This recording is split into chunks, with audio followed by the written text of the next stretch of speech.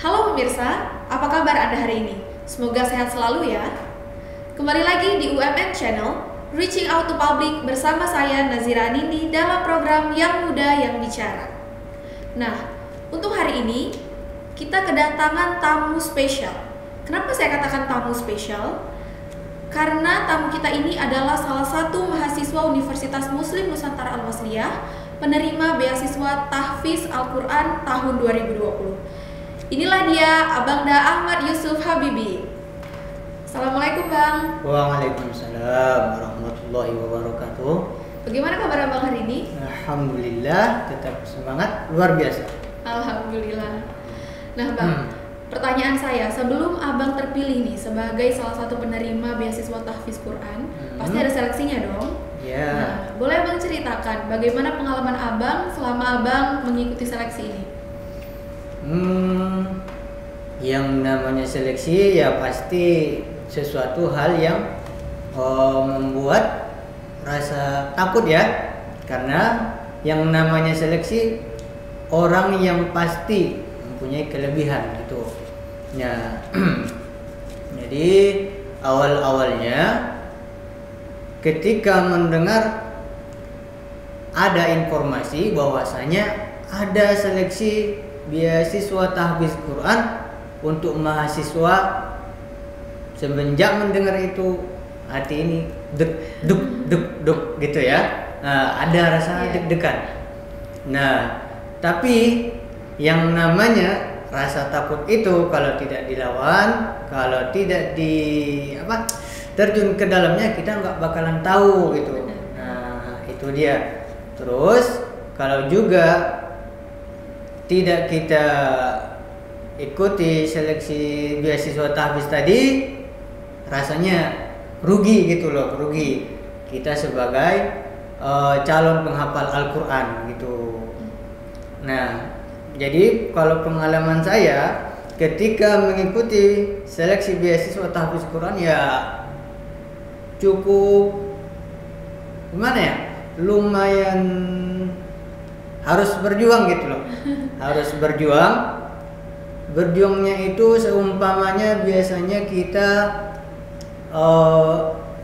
istirahat di jam 10 malam. Nah, untuk kali ini kita harus lebih ekstra gitu.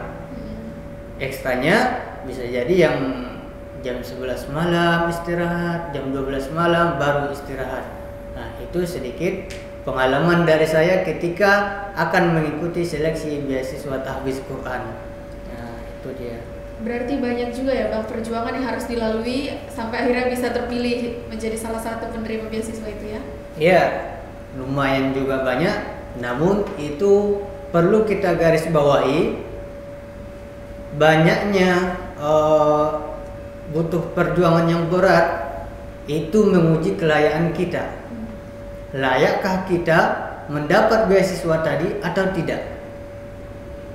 Nah, capek, letih yang kita rasakan ketika hendak seleksi tadi itu bakalan setimpal dengan apa yang kita dapatkan ketika lolos seleksi tadi.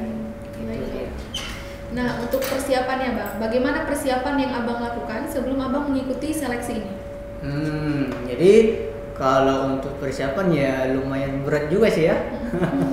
Karena apalagi yang punya aktivitas bekerja, ya mau tidak mau yang ekstra tadi.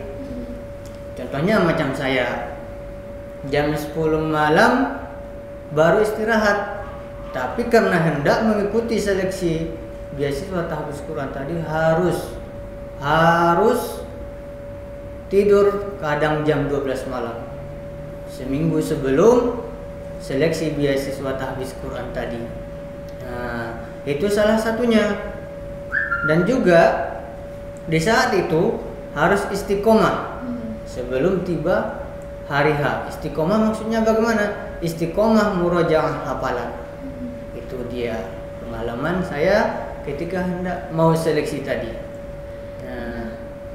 Nah Bang, untuk motivasinya sendiri, untuk motivasi, apakah Abang termotivasi dari diri Abang sendiri atau ada orang lain yang memotivasi Abang untuk ikut di dalam seleksi beasiswa ini, Bang?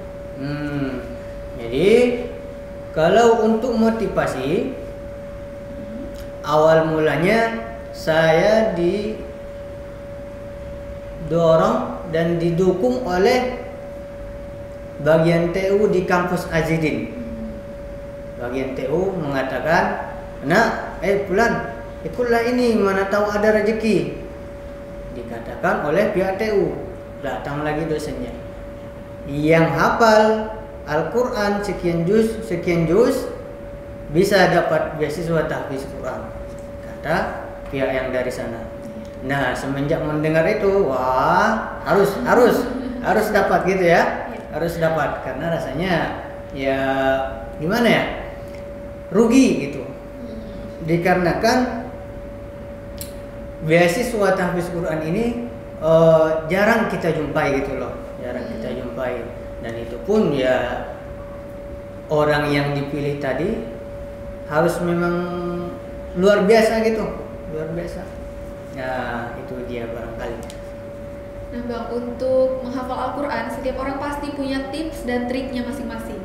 Kalau Abang, bagaimana tips dan trik Abang dalam menghafal Al-Quran? Oh ya, jadi kalau untuk menghafal Al-Quran, itu kalau saya bilang semua sama, tidak juga. Kita kembalikan kepada pribadi masing-masing. Ada memang orangnya, satu kali baca, dia langsung sudah hafal. Ada lagi orangnya berkali-kali dia baca namun tidak hafal juga. Ada orangnya yang lambat nangkap, terkadang satu harian itu menghafal hanya satu ayat. Namun walaupun begitu, jangan putus asa. Kalau saya pribadi, cara yang saya gunakan yaitu pertama kali membuka Al-Quran. Di situ kalau bahasa gaulnya sekarang, cinta pada pandangan pertama ya, cinta pada pandangan pertama. Nah, maksudnya kita usahakan di pertama kali baca, lihatlah tajwidnya, panjang pendeknya, makharijul hurufnya. Kalau menurut saya, yang kita perhatikan yang 3 ini saja, terkadang masih ada salahnya. Konon lagi yang hanya sekilas membaca gitu kan. Nah, jadi sesudah saya baca pelan-pelan, saya perhatikan dari atas sampai bawah, saya pahami, saya kenali kalimatnya, barulah saya hafal ayat per ayat. Saya hafal ayat pertama sampai lancar betul, baru saya masuk ke ayat yang kedua. Sesudah hafal yang kedua, sampai seterusnya, sampai hafal 1 halaman. Nah, itu dia kalau tips pribadi saya. Namun kalau saran saya kepada adik-adik sekalian, tetap semangat. Sepayah, sesusah apapun Al-Quran itu bukan karena memang susah. Kalau bisa kita bilang dia ingin lebih dekat dengan kita sehingga dia payah untuk dihafal. Dia ingin lebih dekat dengan kita. Sama seperti orang yang ingin kita dekati, kalau jarang-jarang kita komunikasi, belum tentu bisa dekat. Iya, benar.